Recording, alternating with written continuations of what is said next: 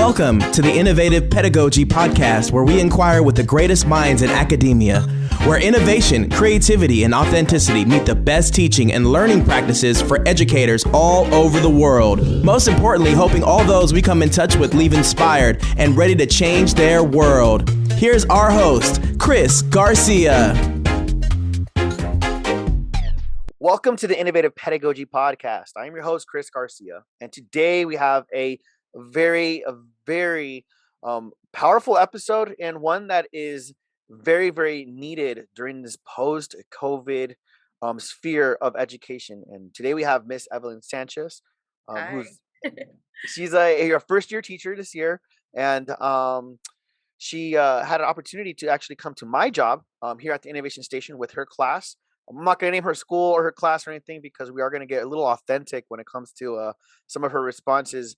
So at least she's worked with me before, yeah. So we'll refrain from mentioning your school and your site and your district too, even though they probably can figure out if they know where I work. Yeah.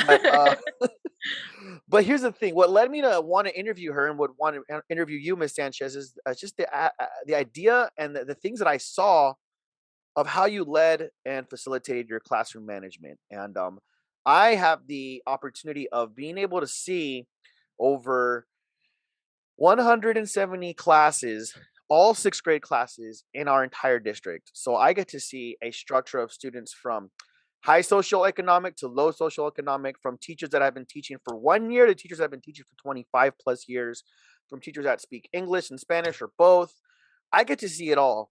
And I am sometimes really encouraged with what I see in education. And I'm also sometimes very discouraged with what I see in the profession, which I'll probably go into in other episodes. But for the one thing that I remember I learned when I started teaching was classroom management.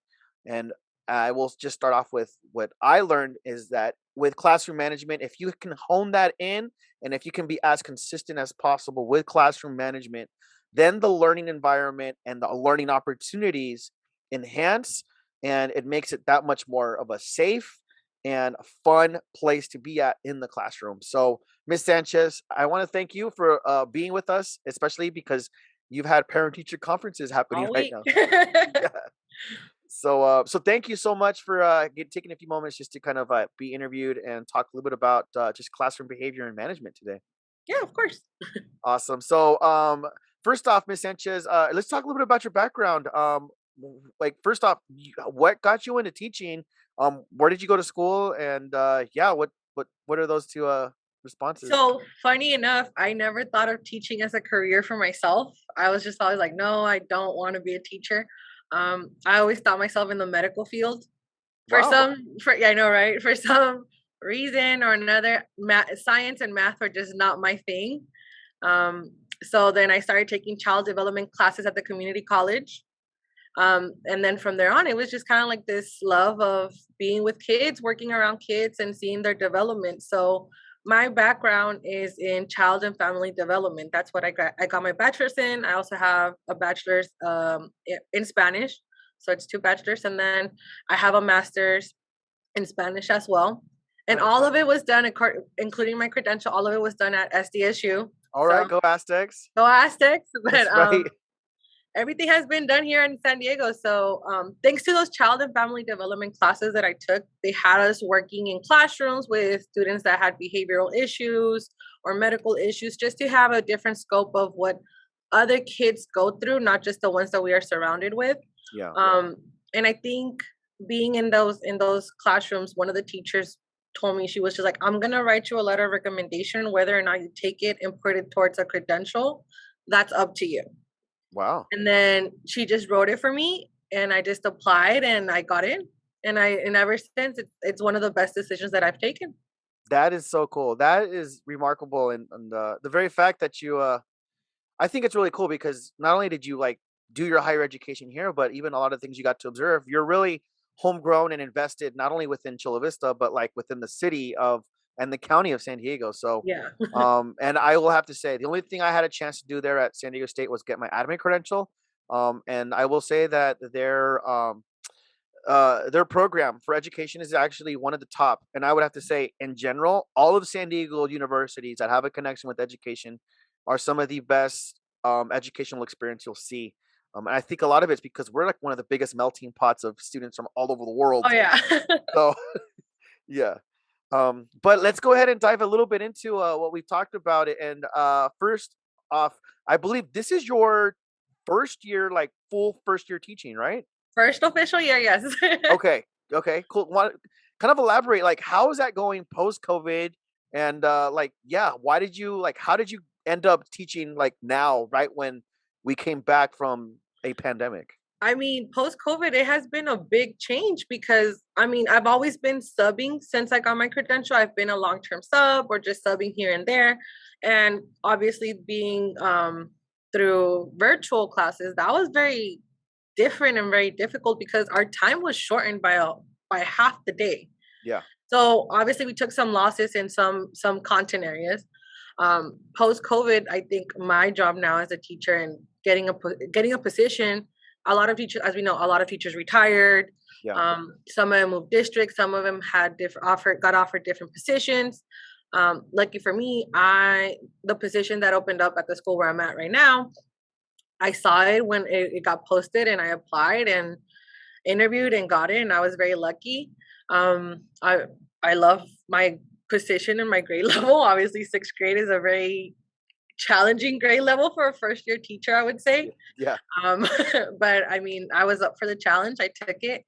And post pandemic, I saw a lot of things that were missing from our students. Just that classroom structure, that those basically was just the structure and the order of things. And academically, I feel a lot of our students, district wide, nationwide, are very, very behind. Oh, absolutely. That Right? is, yeah. No, it is. It's interesting as you say that, because there's certain expectations that you have for students to come in understanding some foundational skill sets when it comes to reading problems, when it comes to even mathematics, and a lot of it, what it is a stamina that also builds with it. Being able to Hmm. power through, be able to read a paragraph and find multi-step directions in there. And as you know, as you've been to my site, I have a lot of multi-step directions, Yeah. and there are certain students that struggle getting that. Yeah. They struggle getting those, and it's just interesting because I've only taught sixth grade my entire career. My first year was in sixth grade also, and there's certain expectations that I've always had with sixth graders, and now coming into after this pandemic, I've seen like they're like fourth graders. There's Hmm. I'm the stories that my fourth grade colleagues would share with me. Now I'm like, oh, now I know what you meant. Now I know what you meant when you were going through this or sharing with this in the lunchroom or whatnot. That makes sense now. So Yeah. yeah, and so you come into your classroom and you're there at Biolindo. You get your students. What are some of the initial things you see within them, and you're like, okay, I need to have a plan of attack. I need to have a plan to foster these students. Like, what goes through your mind? So first things first is, I mean, I remember that first day clearly. Like it was just I was nervous. Half of the students were nervous because they were online the whole time. And the first thing they did was when I greeted them, I was like, I stood at the door and I said good morning to each and every one of them. But not even in English. I said it in Spanish. I was like, no, we are speaking Spanish. This is a dual immersion class. We are doing it in Spanish. And you could see the shock in their face, like, oh, they're speaking Spanish to me. Yeah. Because I feel that during pandemic they maybe didn't speak it as much, or a lot of them maybe didn't do it at home with family or whatever reason. So once I saw them, they sat down, and then I kind of started seeing how they got along with each other. Hmm. Because I had them in groups initially, and I was like, oh no, you and you talk too much, you and you talk too much. Yeah. And the thing with my class is that they've been together since kindergarten, basically. Yeah. So even separating them at one point, it doesn't really change anything because they always find their way to like communicate and talk and be with each other. Mm. So from that first day, I basically set up the ground rules of like, hey, when I'm teaching, the one thing I'm asking is that you respect my time like I respect your time. And that's one of the things that I always, from day one, I've been repeating it over and over and over again. Where I say, out of, I don't know, the half the day, I only teach you guys half the day. The rest of the day, you guys are doing something that's collaborative with your classmates, You can either do it on your own, you can do it in a group.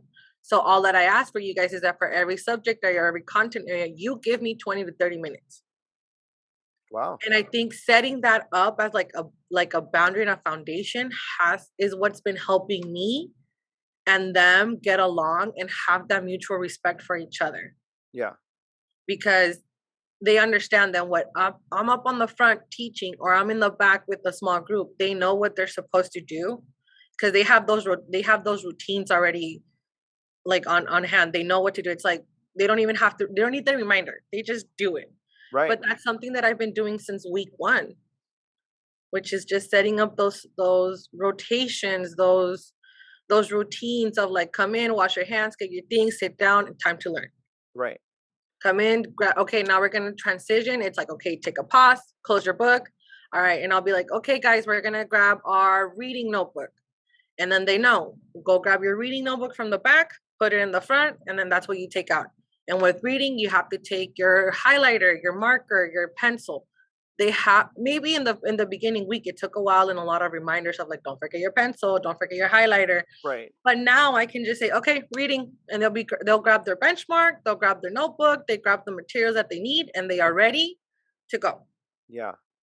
Did you notice that some students struggle with that stamina in the beginning where it was, you said like, it was right, 20, 30 minutes. Have you seen any progression with those students between pretty much July up until where we're at now at the end of March? Oh yeah, completely. I've noticed that their attention span has grown. Because initially it would have to be like, okay, let me teach you 5-10 minutes and then give you a quick stretch brain break or something because they were checked out. Wow. And now what I've noticed is that I can get through a lesson, if not even more, Yeah. without losing their attention.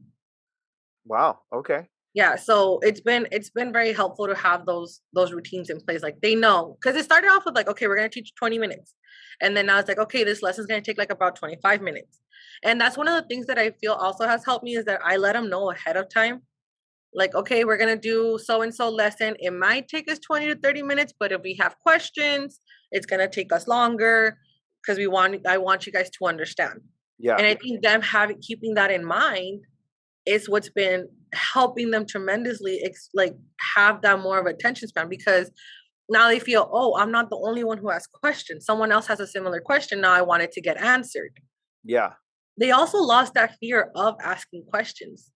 Really? How could you assess that? Like, was it because they weren't asking questions during distance learning? Yeah, they weren't. I remember distance learning, they wouldn't. I'm like, do you understand this? Yeah. Okay, move on. And even in the beginning of the year, do you understand this? Yeah. And then they would take the chapter test and it's like, no, you don't. Right. No, you don't.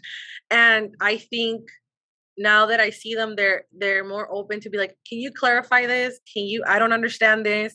And if they don't ask me during the lesson, they are more likely to ask me afterwards when we're doing more independent work. Okay. And one of them hears one of them say something, and then like 2 or 3 come back, and then they're like, okay, we need help with that. Yeah. And then that opens the gateway for me asking, okay, does anybody else need more support in this? Does anybody else need more clarification? And then if I see that they do, they all go back to their seat, and then they're like, yeah, we do. So that lesson that I just taught got expanded by a couple more minutes just so that I can clarify what their needs are. Yeah. Now you actually kind of tied into our second question or part A, which was going to be about like consistency. And I could tell like you've already had that and that's been a success. But what about, for lack of better terms, just like a consequence or following through with, hey, if this outcome doesn't happen, or if I see you off task, this will be the consequence. How does that look like for you when it comes to following through with that? Like consequence wise? Yeah. Well, I mean, I guess I'm pretty lucky that my class is not very disrespectful in that term. Yeah. But I feel like you saw when I was at the innovation station, there was a group of students who might not be following directions. I got close to them. Yeah.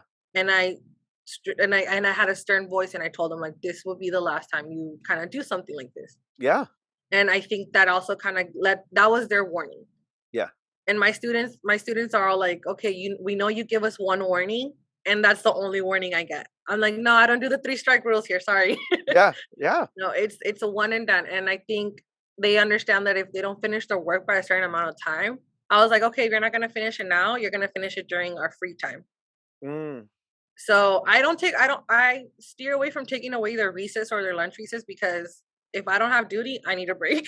Yeah, no, I'm 100% agree. I 100% agree with that, because I would remember, like, if I would take away their recess, then I'm the one that has to like watch That them, has to and that's when stay. I need a mental break, Yeah. and I need to use a restroom, and I need a snack. You know? Yeah. So I steer away from taking the recess. That's Yeah. one of the things that I'm like, you will always get your recess. It doesn't matter how bad you do, I guess, but Yeah. know that your consequence is not going to come the day that you feel it's going to come. So Oh. Fridays for my class, Fridays we do what's called a fun Friday. I want to say maybe the last 20 to 30 minutes of class, where they're allowed to use their cell phones, they're allowed to use computers, and then they can play board games that I have in class, or they can play like a little quick like ball game that we have here in the classroom. Yeah. That's their free time for them. What happens if they don't do their work, or if they're continuously interrupting me, where I have to talk to them multiple times throughout the day or the week, they don't get to enjoy that fun Friday. Mhm. I don't send them out to another teacher. No, they're in the back table with me, finishing up the work that they're supposed to do in order to enjoy Fun Friday. Okay. So I mean, it might not be what a lot of people agree with, but they get to see their friends have fun while they don't. It's that peer pressure. It's that social pressure that they get, and sometimes Yeah. sometimes that's what's needed. It's almost Mhm. as if and you understand this, like, it's when you have a student that understands what you just did, and then that student teaches another student, and that other student, oh, I get it now, and I'm like, Yeah. wait a second, I just taught this to you. But I mean, for me, it's still a win, because if one student understands it, then, and if you noticed, even when it comes to like the computer coding that I teach, Mhm. I always told the students, like, hey, there's only one of me. There's at times 21 or 31 of you. Here's what's gonna happen. I think for your class it was like 30 or something, because you had Yeah. two. Um, I was like, look at your neighbor, and if your neighbor understands what's happening, ask them for help. Mhm. So it's yeah. At the end of the day, it's interesting to see how students actually respond to each other a lot better because of that social and that peer pressure too, Yeah. which is not a bad thing. It's not a bad thing, especially if they're doing positive things too. So Yeah, no, and they motivate each other to get their work done. Like I have a check mark of everything they're supposed to do, and this has been something that's been done since the beginning of the year. You yeah, need to have this and this done, this and this done, this and this done, and it's a checklist. yeah, And that checklist, I remember that initially I just had it on the board, yeah, but they don't really look at it. So I printed like little checklists, and it's like on their desk, laminated and like taped down there, and it gives them a sense of accomplishment, because with their yeah. whiteboard markers, they can like check off what they've done. That's cool. And I tell them, I was like, don't just rely on me marking it off, because there's a couple of you guys and only one of me, and there's a bunch of paperwork, not just your schoolwork, but your homework, and then we have field trip forms, and my desk it's a stack of papers, so that way they take accountability for what work they've done, Yeah. and they don't always just ask me like, oh, have I done this? Have I done that? I'm like, no, especially because now they're gonna head into middle school. Mm-hmm. I'm like, you guys have to be very independent when it comes to your assignments. Yeah. Your teachers are not going to give you the constant reminders of this homework is due, this is due. Like, I keep telling them, like, you guys have to, not depend so much on your teacher. Yeah. It's very funny, because there's a shock that happens with sixth graders, and I've noticed this in my years of teaching. Um, the students that I had in my class that were on their work, that were always consistent, turning their homework in, when they go to middle school, those are the students that actually come back to visit the first quarter. Hmm. And then it's not until either second or third quarter that I'll have other students come back. And what I've noticed is, and this is just a theoretical idea, but what it is I'm assuming that a lot of these students that go into it that are not used to being responsible for their work, they're in a culture shock. So they really can't do anything outside of that. And then once they get into that routine, like, oh, I have 6 different teachers now, and I'm now have to be responsible. Then they realize how to wiggle that free time in so they can go do stuff after school. Yeah. But I will say that I definitely kudos to you, because one of the things that I have noticed within the sixth graders this year, and it just really, it's honestly, it frightens me. And that is, there's a lot of other teachers, not you, because if it was you, I wouldn't be interviewing you. But there is a lot of other teachers that are coddling their students. And I'm like, whoa, like, you can't do that. These kids are about to enter We're here in February and in March and in April, and they're about to go to middle school in the next 3 to 4 months, if you really Yeah. think about it. And of course, I don't want to think about it because when they start middle school, that's when we start school, and we even had summer break yet. So, Yeah. but the point is this: is that like I've always been the biggest believer. We need to set up our students for success to even adapt to the social changes and the responsibilities of having six different teachers with six Yeah. different personality types. So kudos to you on doing that. I really respect that, and I think that's essential. Um, I will have to also say, how has it been? And this is questions not on the preliminary questions I gave you, Yeah. but how has it been with like parents for the most part? Like, and you, I mean, what you've seen this year, like, do parents do they have how have they been, especially because you're in parent conference week this week, but for the overarching like sense, are parents as invested as they were in years past, like of their child's education, or do you think because of COVID, was there an opportunity for parents to be like, you know what, I did so much during COVID. Here's your kid. Here's our kid. Good luck. Talk to me later. I will say that when it comes to the parents, I got very, very, very lucky. All of the parents in my classroom are extremely supportive, Okay. which I mean, unfortunately, that's not the case for every other teacher that's been working right now, and we understand that. But I got lucky enough that the parents in my class are supportive, whether it's with the academics, with the social emotional behavior, with just behavior in general. I can contact a parent and be like, hey, so and so might not be doing so well today. Is there something we can do and come up with a common agreement? And then they will be like, oh yeah, we'll talk to them at home, or yeah, we can do this or we can do that. And especially now during conferences where I spoke to parents about the progress that their student are making, they look at it and they'll be like, oh, but why is this a 2 and this is a 3, and why in this language is this and in this one is this? So they're asking more questions, and I'm clarifying it for them, like, in English they're hitting the targets, in Spanish they're progressing towards it, because they're very understanding of saying like, yeah, we understand with distance learning it was a lot different, um with what they were covering and things like that. And I was like, yeah, like I said, parents with me in my classroom have been very helpful. They have been very supportive. I mean, I can't say that's the case for everybody, but at least for me, I got very lucky that they have. I mean, and I feel now, because they're getting closer to middle school, I sometimes get the random message of like, what Spanish class do they need to take? Yeah. Which one do you suggest? Do Yeah. you suggest? And then they'll tell me, and I'll be honest, I'm like, have them continue with the language, have them continue with the Spanish, because they already have the foundations. They just need to continue practicing it. Right. And they'll be like, okay, perfect. We'll sign them up for this class, or we'll sign them up for so and so class. And I think I feel great that they asked me for that input, because most parents would just be like, well, we don't care what you think. Like, Yeah. you're just here for the to finish off elementary. They're gonna go to middle school next year, and that's a whole different set of problems. Yeah. Yeah. Yeah. No, that's really cool. And that's awesome that you're honestly like that you're blessed to have that opportunity because I've heard just of different stories again because I see different teachers and kind of just check in to see how they're doing and whatnot. And so, yeah, that's a really, really cool scenario. And then to be able to, I can see how even having that allows you to have that confidence to be like, hey, I have these expectations. I'm in a partnership with the parents of this classroom. So, and I will say this, that the years that I've had most success in my own classroom has been when I've had parental support, not Oh yeah. necessarily like having them always there, but the communication of consistent communication, I should say. So that's really cool. Yeah. That leads me to this next part. And I know you went to San Diego State. And what did you learn when it come to, or when I say the term restorative justice, um, what do you know about it? Like, what's your thoughts behind it, and what do you know about it? So I think my understanding of restorative justice is problem solving without the punishment Yeah, yeah, or the consequence. I think that's my basic understanding of it.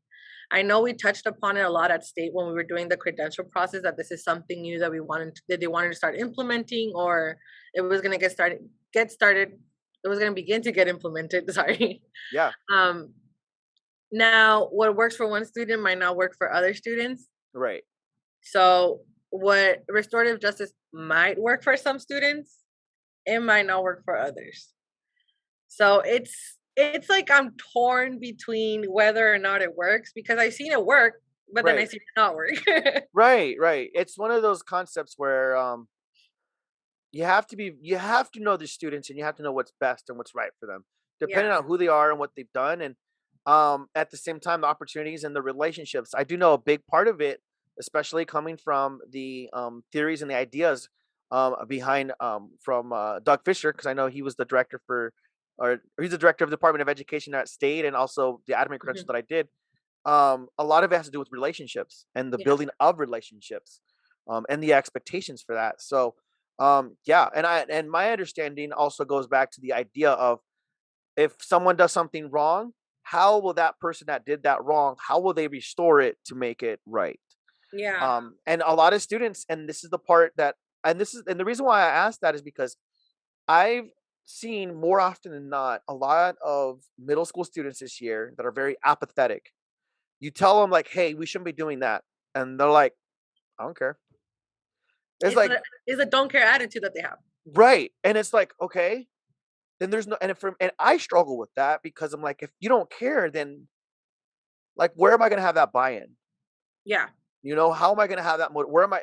And then it goes back down to that. Then you start tapping into that whole child development aspect of like intrinsic motivation. Like, well, then how am I gonna motivate you? Because you don't care. And you Yeah. start thinking and wondering, like, what am I gonna do? If And they're it's so not frustrating. intrinsically motivated, you have to look for the extra, like for the external motivation, but then Yeah. it doesn't, it's only going to motivate them to a certain extent. Right. Right. Mm. So yeah, and then we can. I mean, I don't. And this is not a podcast of restorative justice or an interview, but I just wanted to gather your take because, um, the teachers that I've talked to, and then there's no right or wrong answer. There's teachers that really are 100% for it. There's teachers that I know that, even from my credential program back 10 years ago, that left the profession because of it, and they're like, no, I'm over this. Yeah. Like if the kids don't have any consequences, and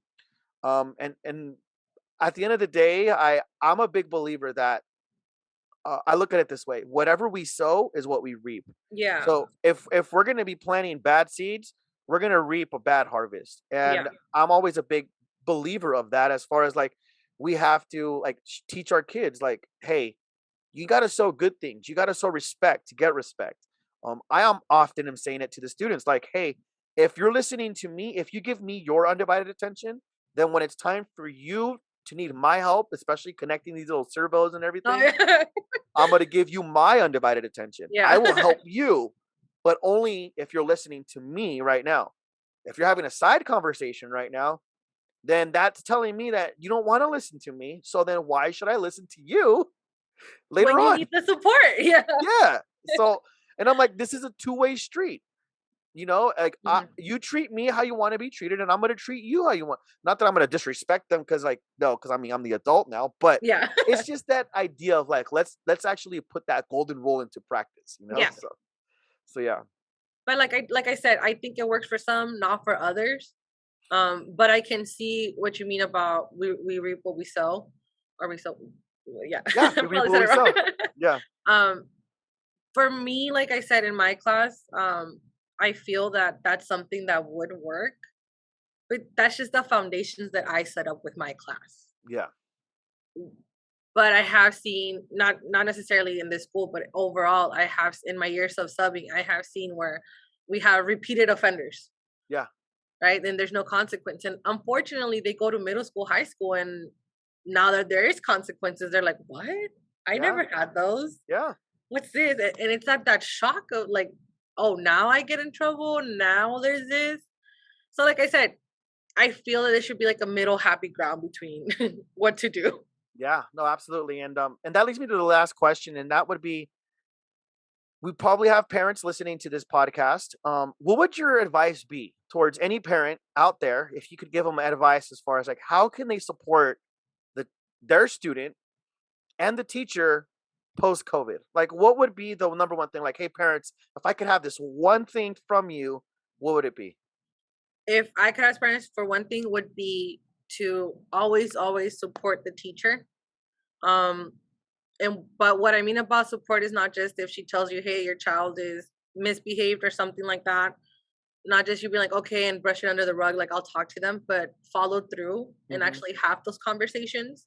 Academically, if I were to send an assignment home that requires parental support, I would suggest that you ask for, like, you give them that support. Don't just let them do it on their own.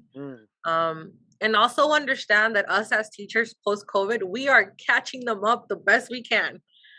The best we can. So you coming down on us like, why are they not our grade level? Why are they behind? Why is this? Why is that? That's also, that puts a lot of stress on us on trying to catch up your child when it's also part of the work that you could put in.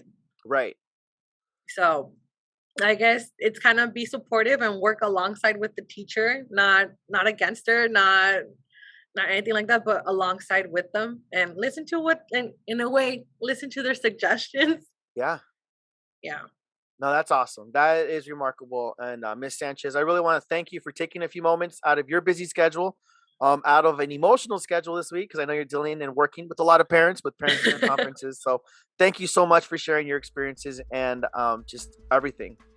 No, thank you so much for having me. I had a lot of fun. Awesome. And I just want to thank all of our listeners for tuning in today. We really hope that you enjoyed today's episode and focus. This is something that's very important and needed to be discussed and even shared during this post-COVID era.